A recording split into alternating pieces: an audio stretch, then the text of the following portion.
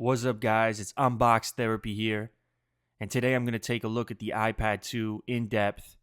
I took my time, I wanted to play with it before I came back to YouTube with my review, and that's just because it wouldn't be responsible to do a review without having used the device for a number of days. I'm going to go over the differences between this one and the first one because you already know enough about the first. Rather than covering everything there is to cover about the iPad, I'm going to cover the differences. So first and foremost, this one is supposed to be twice as fast. Is it twice as fast? I don't know.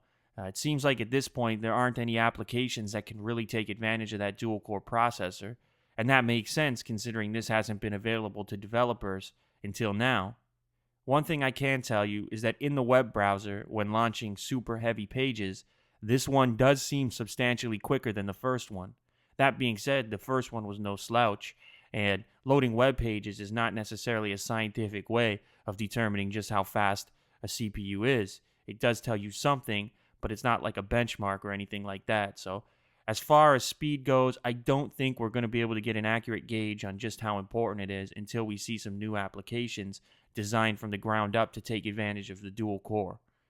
That being said, there is GarageBand in the new iMovie, and those might be as close as we're going to get for the time being as far as being able to stress out this dual-core processor. The next thing I want to talk about is battery life. And as you'd imagine, brightness has a huge part to play on what to expect. That being said, if I knock the brightness down in half, which is more than usable, I'm getting easy 10 hours out of it. So super impressed with the battery life at the moment. Other than that, the physical design is what's seen the biggest changes. It's lighter, it's thinner, as you all know. And one of the improvements I've noticed because of the thinner enclosure is the speed and accuracy that I'm getting when doing portrait thumb typing.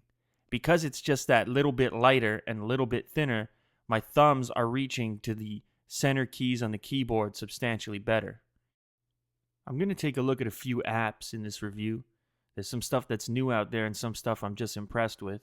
This first one that you've been looking at is called Zeit, and it's a customized newsreader. They want to call it a magazine. And what it does is learn from what you like and dislike. So you can set it up with some guidelines in the first place, say you're into tech or gadgets. And then from there, as you like or dislike articles that have been designated for you, it starts to improve its results based on your history. So I haven't used this for too long, but the concept seems incredible. And hopefully it does what it says it's going to do. So I think you should all give it a try and report back and let me know just how smart it is. The next app I'm going to look at is called App Start. And this is for all of you who haven't had an iPad before and you want a crash course as far as figuring it out. This app's going to teach you all the basics from running your email client to browsing the web to playing games, etc. So if you haven't had an iPad before, definitely check this one out.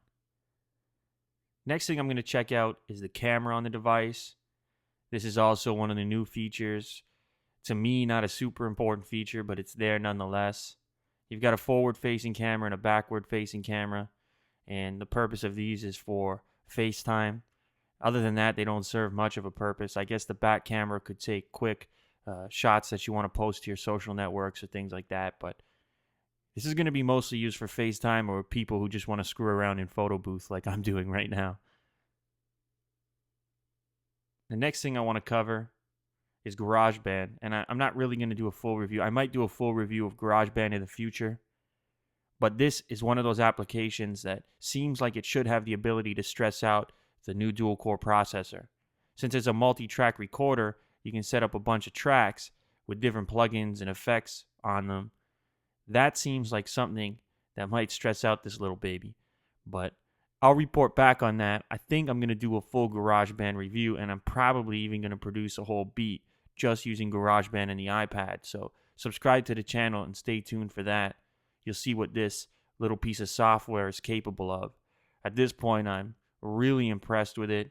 There's nothing out there in this form factor that's going to give you the production tools that GarageBand gives you. So for whoever's out there that programmed this, I want to give them huge props. That's a real step forward as far as usability in music production. Next, we're going to take a look at Google Earth. And if there's any app in the store from a third party that could take advantage of this new processing power, this might be it. As we all know, it's a fairly resource-intensive application. So let's take a look when we type in a city here. It seems about the same at this point, but let's go ahead and try some multi-touch gestures and see how it behaves. So when we zoom in, we're getting immediate feedback. Yeah, that's really nice, really smooth in fact. It actually does seem a little bit snappier than on the previous generation. That being said, there have been a bunch of revisions to improve the usability on the iPad for this particular application. But it feels super smooth, and I'm assuming that it can benefit from the improved RAM, and as I've said a million times already in this review, the dual-core processor. But remember, this app still runs good on the original iPad. You know, it's going to be optimized to work with less processing power, so that's not going to be a deal breaker. I just wanted to give you guys an idea of what to expect in some of the core applications and applications that you are likely going to install. As we all know, we can run Netflix on the iPad. We're going to be able to stream, some HD video on here. Again, we've got some improved graphics performance. You can see that it's no match for the new processor. Streaming is smooth. The frame rate looks good. So at this point, I'm impressed with this device. It's what I expected and then some. As everybody's been saying, it's not really a revolution, but more of an evolution. Now I'm going to go over some of my pros and cons having used the device. First and foremost, I'm impressed with it. The iPad is still easily the most smooth of all the tablets available on the market. First, the pros. It's thinner, lighter, faster, as you all know. It's got dual cameras. They're not the greatest, but they're there. You have the option to buy this model in white and black, which may not matter to some, but having the option is better than not. The portrait thumb typing is improved, mostly because of the thinness and lightness. The battery life is just as good as it used to be with the improved power, and the screen is bright, especially for an IPS display. Not so great were the screen resolution, which is the same as the previous model, although it had been rumored that we could expect to see a better resolution on this model. The Wi-Fi, which is kind of weird, actually works better upside down when using it in portrait mode. Apps don't currently take advantage of the dual-core processor, and the camera quality leaves a lot to be desired, especially when super tiny smartphones can shoot decent pictures these days. Do me a favor and visit the channel. There's a lot of cool stuff to take a look at.